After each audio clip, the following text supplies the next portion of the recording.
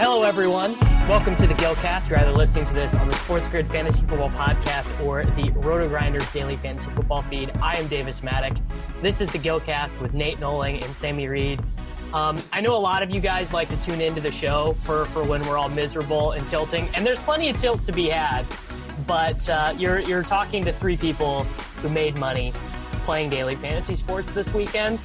So, yeah, I mean, overall, I think the theme of the day, Sammy, is just everybody got hurt. Like, everybody got hurt. Literally, like, every player in the National Football Association was, like, limping off on the sideline at some point today. Yeah, it's going to be great for your seasonal sweats. This is going to be fantastic. We're gonna turn the show into, like, a seasonal show by week 5. And yeah, I mean, hey, I have some very PCs. Yeah, I got some very fire teams in the main event. I think that the team I co-own with Leone right now is, I think it's in first place of the NFC Silver Bullet of all the teams. So pretty, just a little, oh my God, we're talking about brag to start the show. In week 2 of the Gillcast. Cancel the show. We're 2 minutes in and we're talking seasonal brags. Nate, how we doing, bud? How was your Sunday? Cash team did all right. So I'm having an all right day. Nate, I'm glad you just made it to the podcast, man. This is fantastic. Yeah, you weren't at a grocery store with your wife right now. So that is a market improvement. Yeah, from she took the dog for a walk. But I also got the right lineups in that I intended to play. So big win. I think though, Nate, had you just slept in, you had the nuts last night though. Yeah, I did. I got off Terry. Nate, did Davis talk you off the winning team? Because this happens like 3 times. No, because he played the worst play. Nate made the worst play out of all of us. He made the fear-based decision. What was it that Nate said to us? Mentally weak.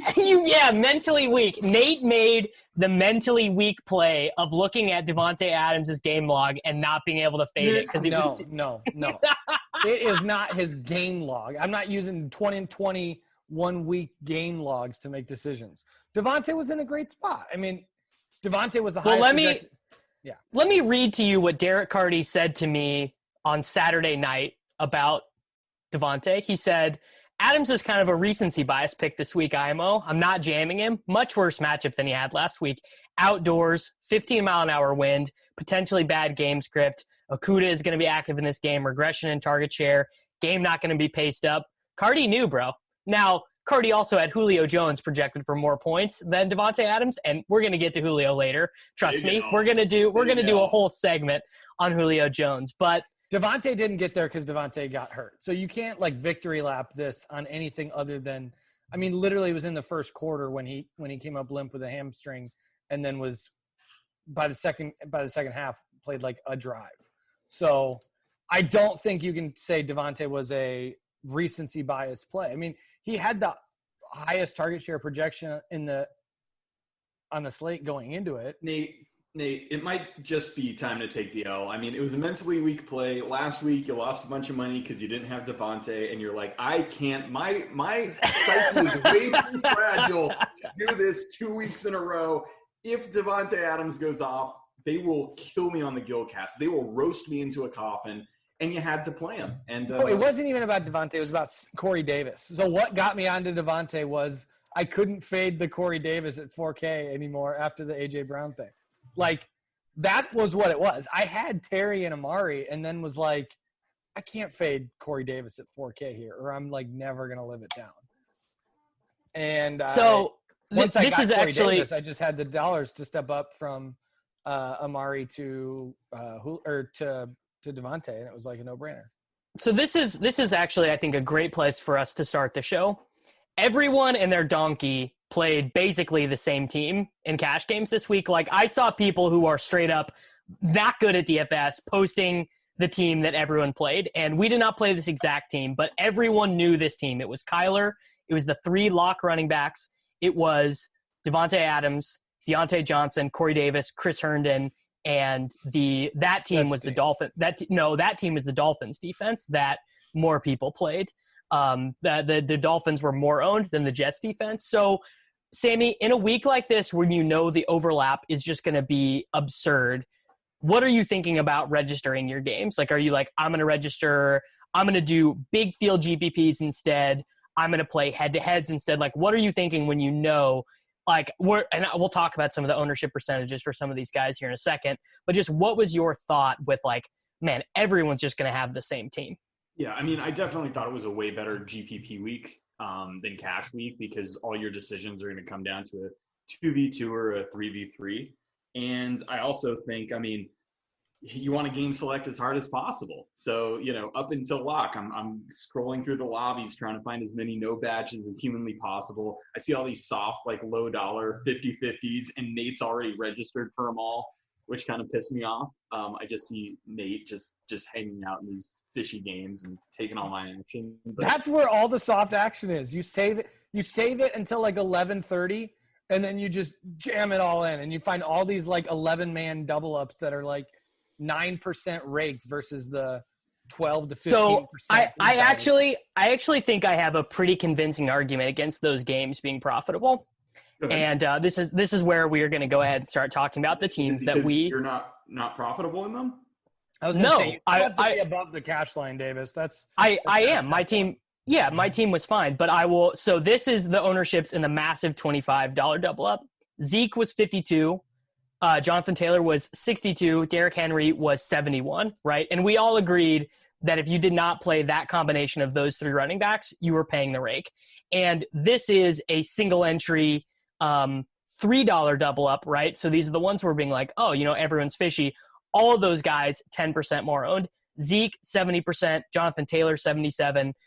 Derrick Henry, 83%. And then in the 100-man ones, the ownership was even more concentrated. So my thinking was I actually wanted to enter the biggest contest possible this week, Sammy, because just the likelihood of people not playing those three running backs was so much higher, I thought, in like the massive and the giant double ups on DraftKings. No, yeah, these 11-man double ups. I play all those every week, so. These 11-man double ups are the softest contests you'll find, especially the ones that fill up right before lock at 11:30, 11:45. Well, I agree with you, and it doesn't need to be a mutually exclusive thing. You can play both of these types of contests, which I do. I mean, yeah, obviously, I think the largest field, double ups and 50-50s are going to be the most profitable because you just get a higher percentage of fish in them. Well, and also I do think rake actually plays quite a bit of a factor here that most people don't realize is these higher field double ups. Yeah, that's true. Some of them are legitimately 13+% rake when you can get 9% rake for these 11-man double ups. And right. I do think that over a period of enough time, like that rake, you will regret paying that 3.5-4% increase in rake. So my thought actually was I just want to play as many head-to-heads as possible this week because I actually think that is the right combination of you're going to play against a bunch of soft lineups and you are going to save on rake, right? Because head-to-head rake is 10%. Yeah. So, and before we rag on Nate too hard, I was also mentally weak. I played Devontae Adams on FanDuel because it was not hard. To do that. So I also got mentally weaked there as well. As far as week one, I have very little 2020 data going into my models, and Devontae was still the number one play of the week. Yeah. So. All right. So digging into the specific plays here, I have our 3-man that we actually remembered to play this week. So again, 2 weeks in a row, we actually remembered to play it. Great stuff. Was there any thought of not playing Kyler, Nate, or was he just like the guy? No, Kyler was the guy. I mean, Dak was like the only other quarterback that I ever considered this week in cash, but the salary discount on DK just like it was him. What about you, Sam? I mean, I like on Monday or whatever, or Tuesday, I really wanted to play Dak, and then just kind of as the week evolved, it just became a little like it obviously, and we'll talk about this why with wide receivers later, it just became a little bit less tenable to play him. Yeah. I mean, I don't really build my cash lineups. I don't even really start until, Wednesday or Thursday, something like that. But literally when I looked at the prices Sunday night, after we recorded. I looked at everything, and I put 3 guys in my lineup. I put in Kyler Murray, I put in Jonathan Taylor, I put in Deontay Johnson. And from that point, for 7 days, there was never a single doubt for me that I was going to play all 3 of those guys, like no matter what. So, yeah, I mean, I think that's reasonable. And, obviously we loved the Kyler rushing floor. Tuttle had this take on the Swolecast that because Washington has that good front 7, he actually was going to be more likely to scramble in this game. And it actually, no, it was legit. That was like a total hand in the dirt, like football guy take. But the second touchdown run in particular was not a designed run, and he was able to get free because they basically blitzed 7 guys, and there was no one in the secondary to tackle him once he got past him. I just love Tuttle. He's just too sharp, man. Yeah. Just Kyler was the quarterback play. I think maybe there was a team where you could have played Dak if you played Perryman, you could have played Dak, I think, the way it broke out. If you played my team, except instead of going up to Devontae, you played Julio, you would have ended up with Dak at QB. If you really wanted to go overweight on that Atlanta Dallas game, you could have easily gone.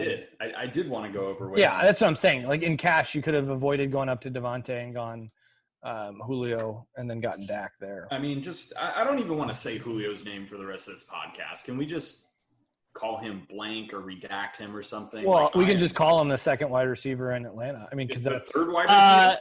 Buddy, the second? No, son. No, he's like number 4. No. I mean, you got the alpha, you got Calvin Ridley, right? You've got Gage, who actually gets yards and touchdowns. And then you have Hurst, who takes advantage of blown coverages. And then way down you have Julio, who is a decoy and catches passes only occasionally when he's not limping off the field.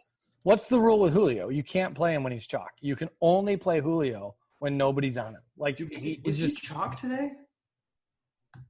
I mean, he had to be the What was he on? highest on wide receiver. No, he was on 15%, bro. No, he was not. He was not the chalk at all, Nate. Yeah. He was Devontae Adams was 60% owned in some of these double ups. Julio was not chalky. I mean, literally Devontae Adams getting hurt is the only reason I made money today. Yeah, or just not performing well. And people played Paris Campbell. People played Perryman, who got injured. Campbell and Perryman both got injured. So okay. Let's talk about the running backs now. Let's not get too far. Jonathan Taylor, Ezekiel Elliott, Derrick Henry. Let me tell you this. I have learned my lesson with the big dog. He is just not a play on DraftKings. It doesn't matter. They could, maybe against Chad Kelly is the quarterback of the Colts or something, and they're 14-point home favorites. But I'm not doing this again with the big dog. No, we shouldn't do it. It was one of those things where we just kind of took it for gospel that he should be played because he was a home favorite and he's Derrick Henry and he always smashes the Jaguars. I actually got into this discussion on Twitter because I was sad that I didn't get to play Benny Snell because I would have played Benny Snell over Derrick Henry if James Conner was out. And the guy was like, no, you can't do that. I'm like, yes, you can. They're both 2-down bangers on home favorite teams. They're not $3,200 different. You can use that money better elsewhere. No, you just can't fade Derrick Henry this week. And it's dude, if he doesn't score a touchdown, it's just, he's useless. He was a waste of $7,900. It was he scored 8.4, an empty 84 yards for the big dog. It's just unnecessary. I think we just kind of took for gospel that he needed to be played. And in retrospect, I'm not sure that was actually sharp. And I'm trying not to be results oriented. But yeah, it's the first time I've played him in cash in maybe ever.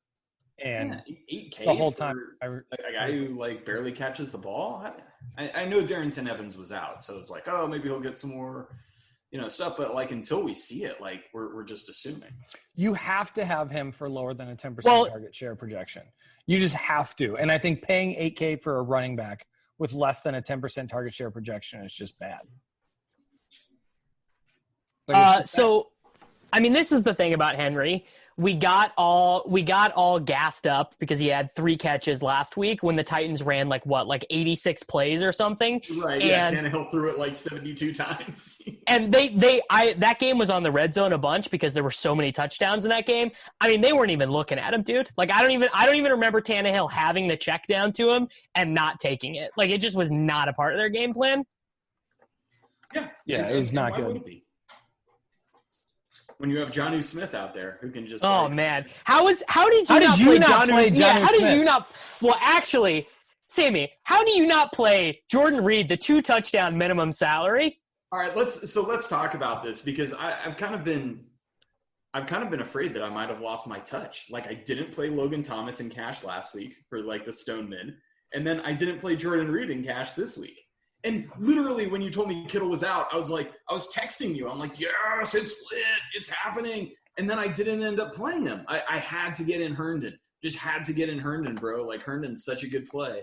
I'm super tilted about this week. Like, actually made money in cash games, but like our lineup was bad, Davis. Our lineup was dog. Our lineup was not good. Our lineup was, there were some real structural issues with our team. So I don't know what other people played for us to make money today, but like there was a huge profit potential. Oh, we can do some research. Here's what happened, Sammy. Other people's top wide receiver that they paid $8K for played like 12 snaps. Yeah. So that's what happened. Yeah. Not everybody. Devontae should have smashed you. Deontay Johnson was chalk. He was 35% owned. That is chalk for a wide receiver that's 4 or 5K or 4.5K. But that means 2/3 of people did not play him. He was the second most owned wide receiver, though. If you were going to make money this week,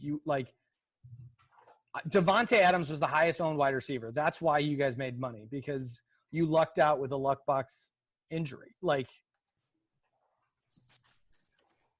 a little bit. I don't know Davis is like, okay, yeah. I mean, me and Davis played Julio Jones that had a game that had 79 points, 153 plays, 950 yards, and Julio Jones got like 1 catch. Like, yeah, the Julio thing is pretty tilted. I mean, I thought Julio was a good play. I still think he was a good play. I just don't understand how he doesn't hit in this spot. Yeah. How's that possible? The Julio thing was tilting because I had a ton of Julio. Yeah, you should. This was the game. So this was the game. So like, are we talking about receivers now? Yeah, let's talk about our 3 receivers, and then we can talk about tight end as well. I have one question about running backs. Did you guys ever consider any other running backs? No. I should have. No, I didn't. I considered for like half a second playing Melvin Gordon against the Steelers at 5,300, and I'm going to go look at the box score right now. I think he was the only running back to get a touch. I don't think they played Royce Freeman at all. So I think he had a pretty good game. Gordon did. Yeah. So Gordon had 19 carries. Freeman had 3. Gordon had 3 targets. Freeman was not targeted. I probably would have played like Kenyon Drake or something who sucked. Yeah, Drake. I was going to say, I thought Drake and Gordon were fine. Like, it was just that Taylor was such a smash play. Why weren't we thinking about playing Aaron Jones? Like, why are we so fishy that we didn't consider Aaron Jones more?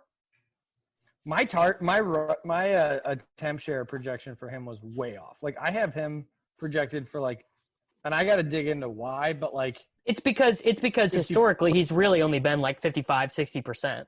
Yeah. I had him projected for like the mean of 56% rushing attempt share, and then like a ceiling of 62%. And he took like every snap. Even after like they were winning in a blowout and Devontae Adams was just sitting on the sideline. I had Aaron Jones in a seasonal matchup against Evan Silva that I'm losing by 30 points. That's how my Aaron Jones exposure went for today. I mean, even after watching Aaron Jones go for 50, I still wasn't like, man, I wish I played that guy in cash, because he's just not really a cash play, because he just disappears for 4 games in a row. He won't score a touchdown and they won't go to him, because that's just not how they're built. They play freaking Tyler Ervin. Like they'll play 4 running backs, dude. Yeah, I was going to say, now that I'm looking at when you have Jamal Williams projected for some touches, you have Tyler Irvin, you have AJ Dillon, like it is hard to play him in cash compared to when you're paying that price for guys like they need to see a significant percentage of the workload. All right, let's talk about our receivers because the whole thing, the whole slate came down to wide receiver 3, tight end, and defense. Right, like everybody with multiple brain cells had Kyler and Henry, Zeke, and they were all 70% plus owned in reasonable contests. Came down to the 3 receivers and how you were going to run it. There was a bunch of 4,000 to 4,500 receivers that all made sense and had some merit. And then there was, a couple of high-priced guys that people were going to go to. Nate, how did you end up parsing yourself? Because you kind of went back and forth like we talked about at the beginning. You're like, I want to go, McLaurin and, Amari Cooper. Like, what got you there? And then seriously, why did you not do that? Well, I mean, the McLaurin thing, I stand by. I think McLaurin was a great play at this price point. The only thing that got me off McLaurin was just construction because I thought the Corey Davis thing at 4K. I thought Corey Davis projected for more volume than almost any of those other 4K wide receivers, and he was lower than all of them. So while I love Deontay Johnson, I had Deontay Johnson locked in. When we were talking about, CeeDee Lamb, Paris Campbell, all these other guys, Corey Davis was the clear number 1 target on that team now with A.J. Brown out. So it was like I have to take the slam dunk with the 4K. And Corey Davis to me was like significantly better play than Scotty Miller. Like people are comparing those two. I don't see them. Scotty almost scored, man. I don't care. I would have been body bagged if he had caught that touch. Like Scotty Miller is like a 5'10". I think you might be taller than him, Davis. And he's like a 5th round draft pick where Corey Davis literally has been a stud his entire career. And like he hadn't had a 100-yard game in 26 games before week 1. Can you repeat what you just said? Yeah. Talk to me about Corey Davis being a stud. I heard you quite right. Yeah, very interested in this. Corey Davis's profile is absolutely he's an athletic freak. What do you mean his profile? Nathaniel, buddy. Corey Davis at 4K getting a 20+% guaranteed target share is like a slam dunk at 4K. It's a slam dunk at 4K. So I took that, and then the Devontae thing. I didn't even significantly love Devontae more than I loved anybody else. I had Devontae and DeAndre pretty close, but I just went Devontae. Oh man, if we just would have stacked, if we just would have used our brains and been like, you know what, we have Kyler, we should play Hopkins instead of this Julio guy. We are wiping our butt with money right now. Oh my God, I was so close to being rich. I didn't even to be honest, I literally didn't. It did not occur to me once to play Hopkins instead of Julio. Why did you guys all fade Corey Davis? He fucking sucks, Nate. Yeah, dude. They threw the ball 24 times. Like that game, what was it, 33-30? And Tannehill. I want to go look at his game logs from last season. How many times let's do some 2020 game log surfing, bro. How many times do you think Corey Davis had 4 or more receptions in 2019? And this was when how many? It's twice. It's 5 times, including the playoffs. He had 4 or more receptions. He had no 100-yard games. He scored 2 touchdowns in the regular season. He had 1 3-yard touchdown in the playoffs against Baltimore. Okay, correct me if I'm wrong. A.J. Brown was out today, right? Yeah. Sure. A.J. Brown didn't really play for the first 8 weeks of the season for Tennessee last year. And Corey Davis was nothing. No. I mean, when you project out, what are you going to do? Give Adam Humphries a 25% target share? I mean, our stuff liked him. I just was not going to play Corey Davis because I've done this before. I have been Charlie Brown with the football with Corey Davis so many times. Okay, he's 4K facing Jacksonville with a 25% target share projection with like Tannehill. Like this Tennessee offense is not what we think it is. I know we want to rip on like David Kitchen and everything and like, oh, Tennessee bunch, but like Tannehill targets and at 25% target share versus Jacksonville at 4K, like he's a slam dunk. He was not a slam dunk in no way. Tennessee had a 26. I need to just get it out in black and white. Tennessee had a 26. Tennessee had a 26.5 team total, and the leading wide receiver target was 4K on that team. I mean, here's the thing you got to He was targeted the same amount of times as Jonnu Smith, less than Adam Humphries, and he had fewer receiving yards than Anthony Firkser. I understand that after the game. I'm saying going and I'm telling you, I foresaw this. In my mind's eye, I saw Anthony Firkser running free down the field while Corey Davis blocked for him, and my mind's eye was correct. If Corey Davis doesn't catch a 9-yard touchdown, you're tilting your whole face off about his game. That's a fact. Corey Davis sucks. Like, he never gets it done. Nate, this is straight up. Like, I understand the logic why he was a play. I would not call anyone a fish for playing him, but your logic of this guy is a lock it's bad. It's just Corey bad. Davis is never a lock. Never, ever. So I didn't play him. I wanted to play good players, you know? I wanted to play CeeDee Lamb, like a guy who catches the ball, like, in a great game environment, who can catch and run and, like, do things. He's actually good. Like, I wanted that. So, like, my whole thing is, like, so me and you, Davis, we ended up going Julio, CeeDee Lamb, and Deontay Johnson.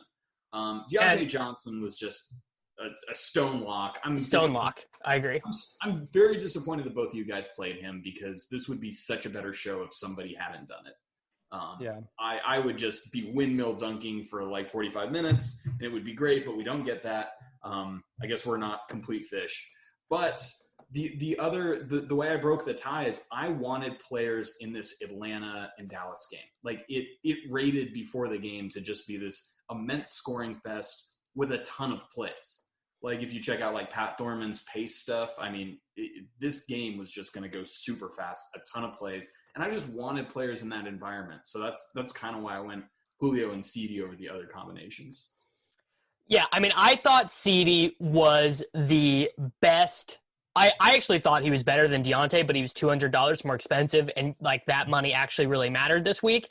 I thought CeeDee was the best play under 5K. You know, this was a week where, I mean, we had unlimited options, right? So we had Christian Kirk, we had CeeDee Lamb, we had Deontay Johnson, we had Corey Davis, we had Perryman, we had Paris Campbell, we had Scotty Miller, we had Mike Williams, right? There were so many guys. Levitan noted this on Twitter a couple times. You know, he does that piece every week where he looks at guys under 5K on DraftKings projected to see 5 or more targets, and he said this was the most guys he'd ever written up for that piece. It really was an extraordinary week. And for me, Lamb was the best one. And that was, Nate, a big reason why I wanted to play Julio Jones over Devontae Adams was just because, so I didn't have to play Corey Davis, Scotty Miller, Rashad Perryman, basically. Yeah. Yeah. And I think Perriman was like a guy I loved in tournaments, felt thin about in cash, so I get it. If it wasn't for Corey Davis opening up, I probably would have ended up on the same team you guys did. If A.J. Brown plays, I play Julio and CeeDee probably. Well, no, I'd probably play Mari and Terry.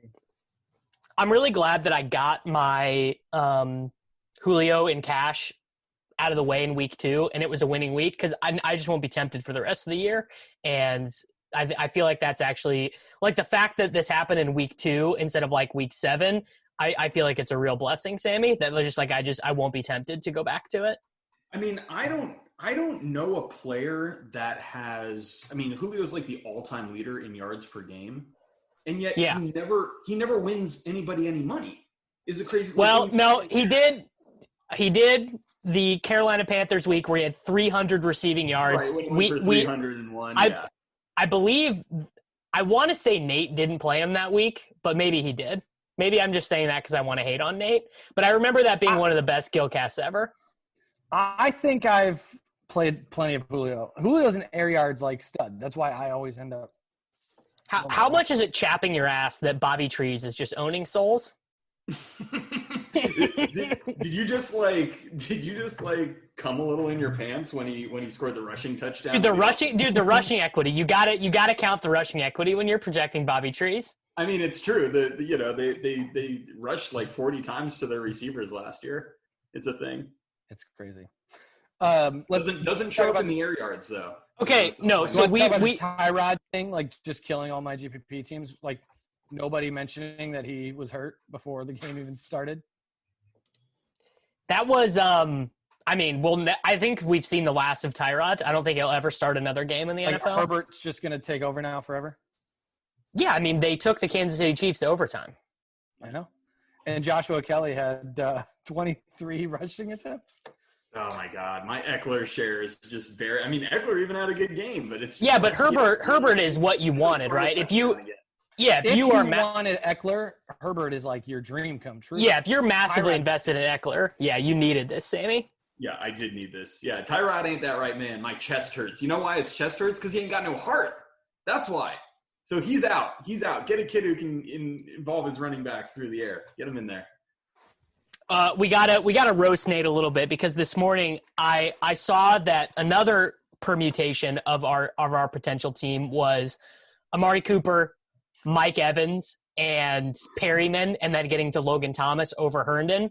And Nate was not a fan of that. Nate was like, "What are you talking about with Mike Evans, dude?" And Nate went full narrative on us. He was like, "There's no connection. There's no chemistry between Mike Evans and Tom Brady." It was like Nate decided to be like Sammy and I for 5 minutes and was just hot taken to the wind about Mike Evans not being a good play. Every once in a while, Nate tries to feel like it's an art, and he tries to be an artist, but it fails like it did. Yeah, it was a weak point. I went on a 5-minute rant about how bad Mike Evans is, and then okay, when 120 yards and a TD on me. When I posted that video of all the Brady's deep throws from last week and they were all on the money, did you immediately know that it was bad? No, I'd seen that video 3 times this week. Oh, speaking of L's. Ronald Jones was my 4th most owned running back in tournaments, and it was going fine, right? And then the fumble. Touchdown, everything was great. We're never going to hear the fumble, dude. We're never going to hear from him again. It's Leonard Fournette. Brady just looked at him and was like, "You made me look like an idiot." Never again. For real. Dude, we're never going to – Rojo is dead. It is Uncle Len's backfield. Now, everyone is going to go ham against Carolina. It looks like Carolina is you play all the dudes against Carolina this year. It seems like they're that team, but – yeah, Uncle Len is the real deal now. Speaking of L's, can we all take an L here on Herndon? Because that was. We all played him. Or wait, did you play him last week, Nate? I think so. We all played Herndon last week, and we somehow didn't learn our lesson. What did we think was going to happen? We thought that removing Jamison Crowder was somehow going to make the Jets' offense better. Logan Thomas was right there. Mo Alley Cox was right there. And who I really want to tilt at is Kyle Shanahan.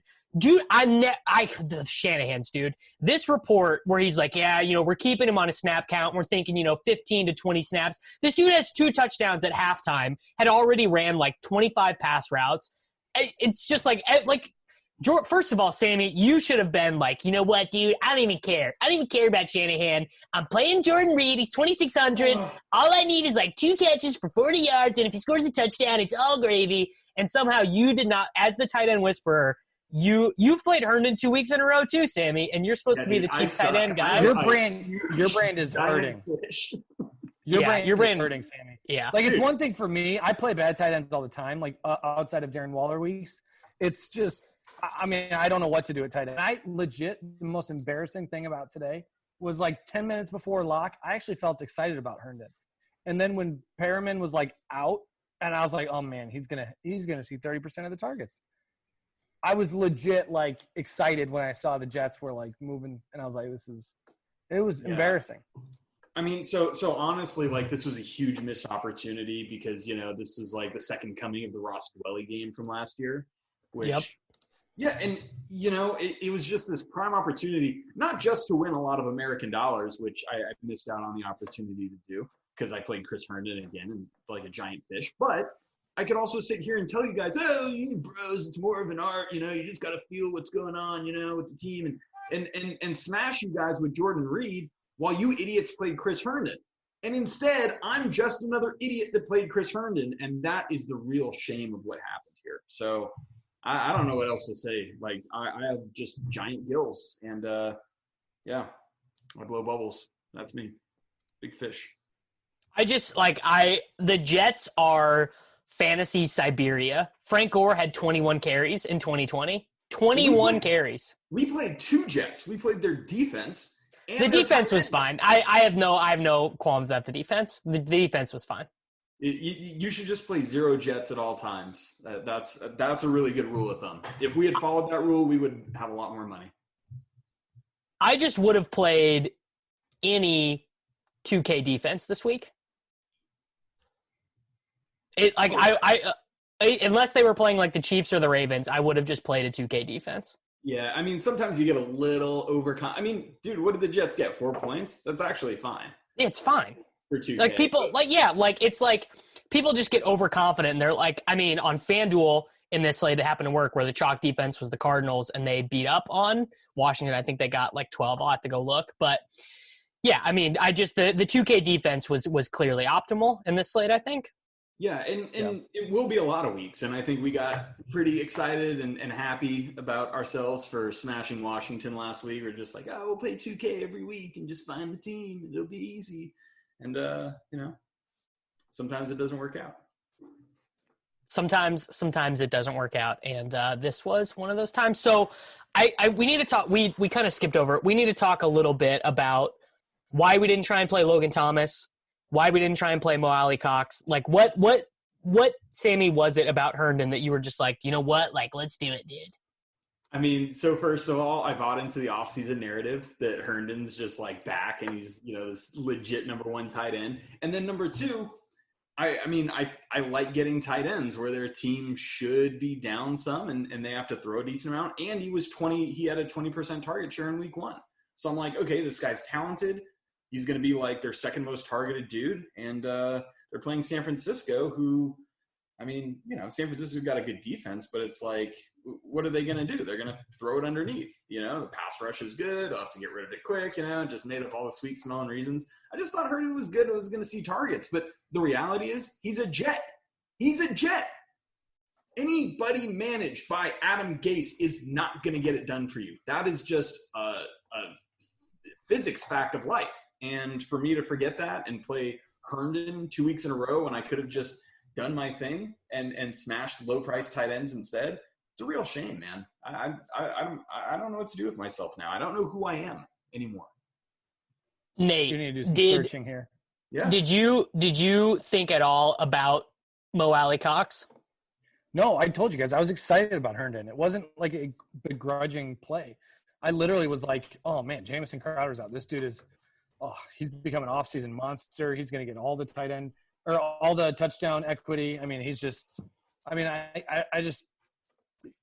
he was a Jet. I just need to exclude the whole team. That's right, because there is no touchdown equity, Nate. That's the thing. There's 0, yeah. That's the thing. 20% of 0 is still 0. That's the math. It's really more of a science when you think about it like that. Yeah, I guess it is really more of a science. I mean, I think that one of the reasons why people played Corey Davis was they were really excited to play Logan Thomas, and I think that looks correct right now, right? Like Logan Thomas looks like a legitimate volume guy at the tight end position. Let's see how much he ended up with here. So he got 9 targets. So that was second most on the team. He had the most targets on the team last week. He had 2 weeks in a row of getting an end zone target. Like Logan Thomas is going to be like a top 10 fantasy tight end. He was 3,600. Gasecki and Fant also went off. Dude, Fant is like he's like Darren Waller. Well, not Logan Thomas is Waller from last year. Fant is like Mark Andrews from last year, where he went from like the big and fast, bro. Like big and fast and good. We will get back to the guys in just a moment, but big thanks to our sponsor, DraftKings. Last week, of course, is in the books. Now it's time to review the tape, prepare for this week, and there's no better place to get in all the action than at DraftKings, the leader in one-day fantasy sports. To add to the excitement, DraftKings has a free shot at millions of dollars in total prizes up for grabs. If you haven't tried DraftKings yet, head on over to the App Store now because don't want to miss this. You draft your lineup, you feel the sweat, and there's nothing that adds to the excitement of games quite like having a shot at $1 million. And of course, DraftKings, if you don't know, they paid out billions since 2012. So they know a thing or two about cold hard cash. So download that DraftKings app now. Use that code DFF. For a limited time, new users can get a free shot at millions of dollars in prizes this week. Don't miss out on Week 3 action. Enter code DFF to get a free shot at millions of dollars in prizes with your first deposit. That's code DFF only at DraftKings. Make it rain. Min $5 deposit. Required eligibility restrictions apply. See DraftKings.com for details. All right, let's get it back to Davis, Nate, and Sammy on the Gillcast. Yeah, and I mean, Cortland Sutton got banged up and left this game again. So, yeah, I mean, I think he is just a super strong play. Your boy Gesicki, though, Sammy, also put up – I mean, he had 11 targets for 130 yards, like, in a touchdown. Gesicki put up like a 20. Basically, any other tight end besides Herndon. There was no other bad tight end plays except for Chris Herndon on this slate. We managed to all play him. I don't know how we made money. Like, what happened out there? Dude, we already told you. It was 60% on Devontae Adams, got like 4 points. But we had Julio. But we had also, if we want to talk about running good, the Cowboys have the most improbable onside recovery of all time, and you on that drive, the CD bonus. They immediately go to CD, and CD gets like a 22-yard gain or something, and hits the bonus. I did like that. That was pretty super. Yeah. I mean, CD looks like the best player on the Cowboys. Like, I think he will. I bet by, like, week 9, we are projecting CD for more targets than we are projecting Cooper for. I really wouldn't be surprised. Do you think that's outlandish, Nate? Yes. Gallup is also in the mix, and I think Gallup's done, dude. Gallup is number 3. On an island, bro. All they do is just throw it deep to him like 2 or 3 times a game, and that's it. He's relegated to just like deep guy. I mean, literally last week Amari had like 14 targets. Let's not like just take Amari out of the equation. He's good. Don't get me wrong. No, he's out of the equation, Nate.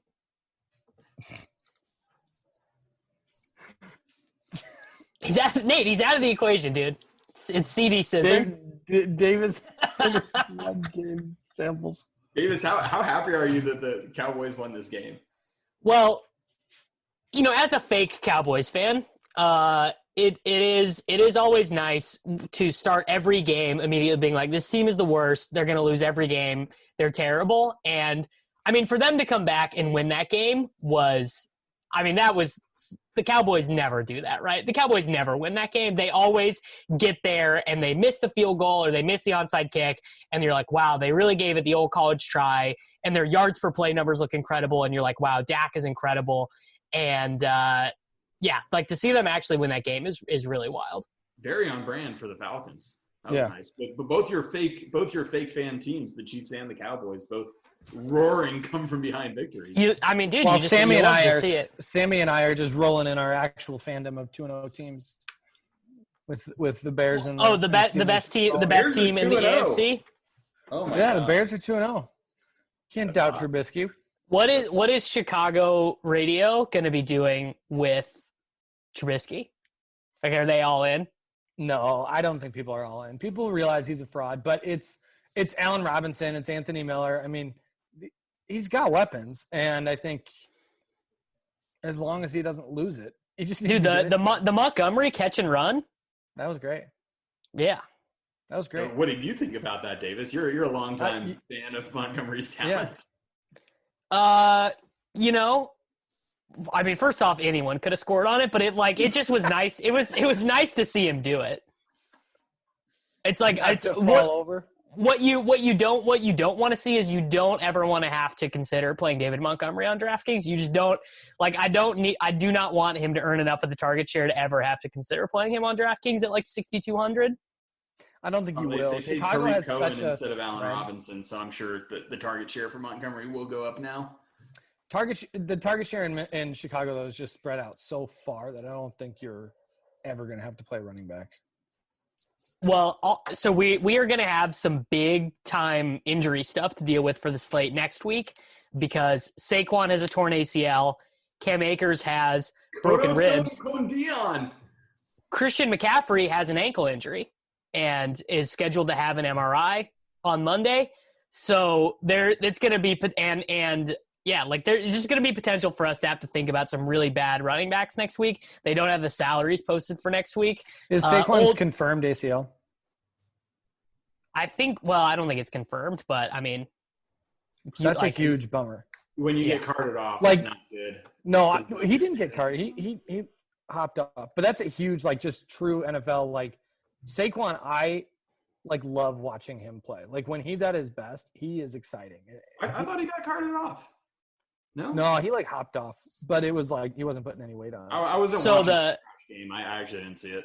The Giants I'm are going to be legit bummed if he's.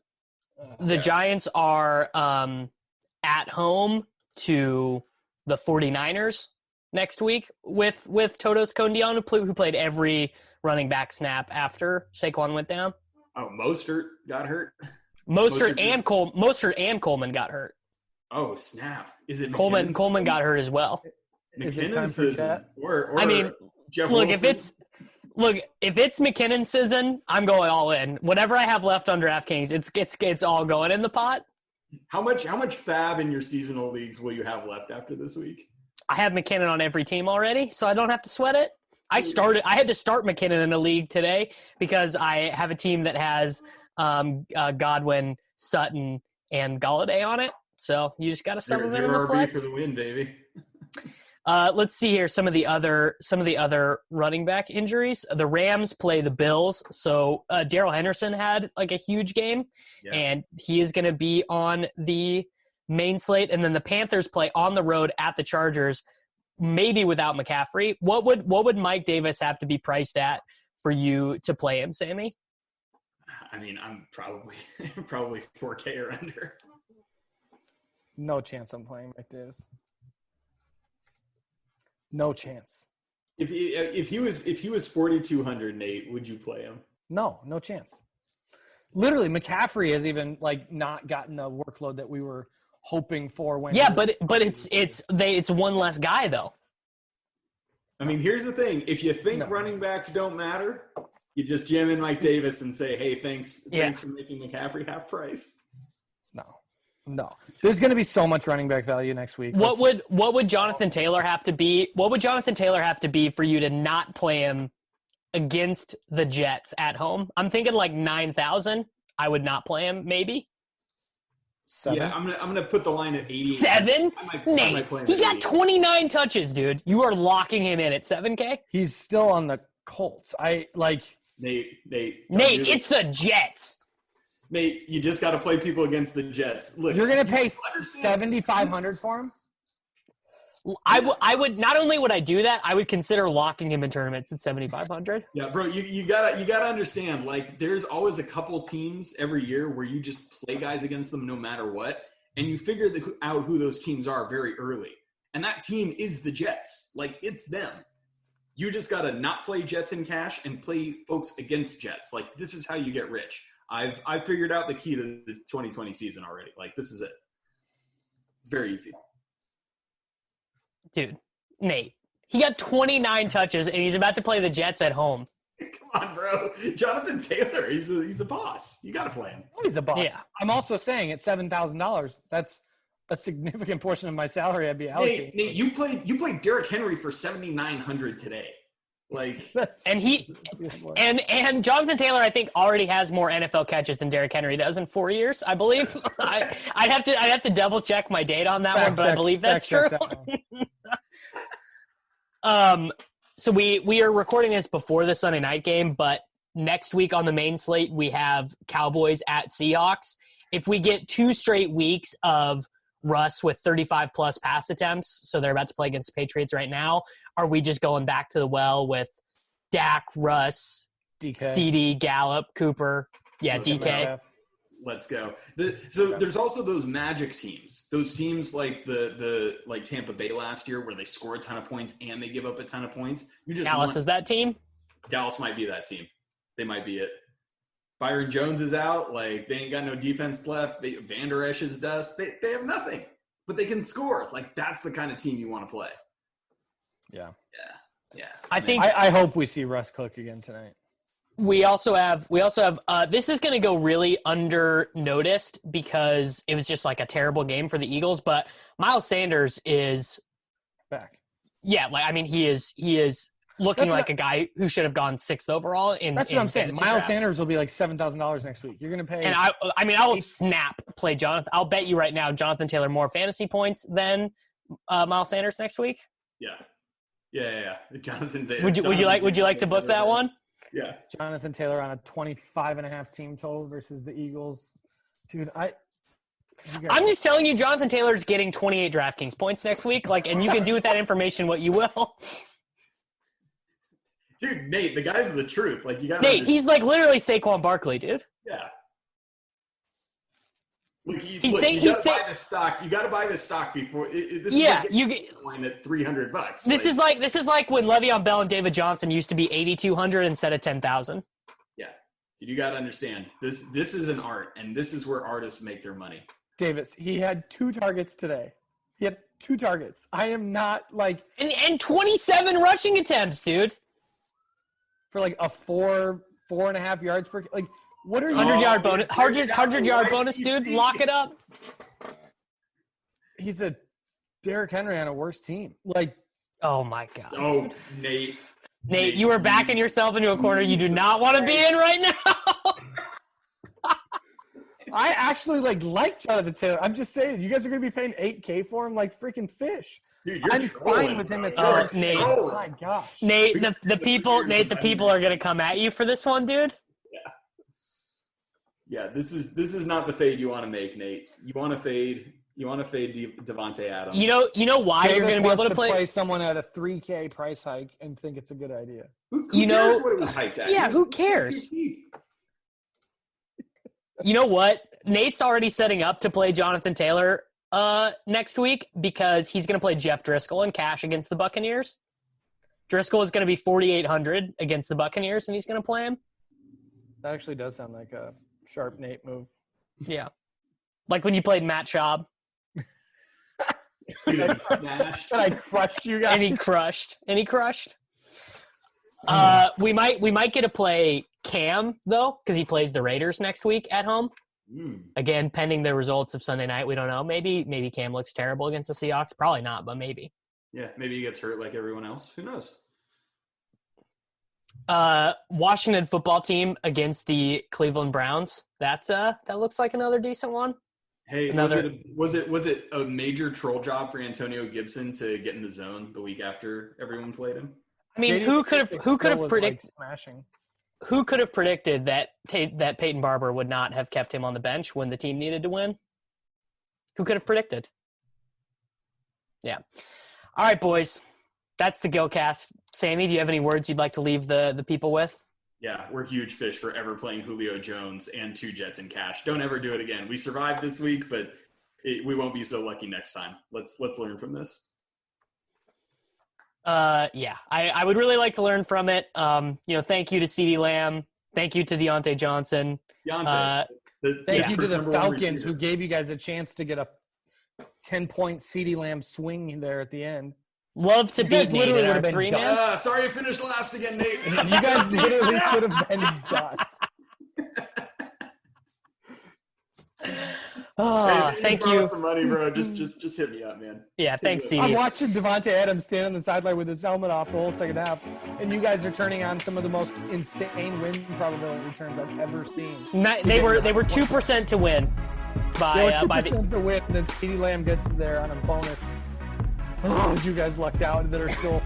CD, number 88, dude. Once he got number 88, you knew he was going to be a legend.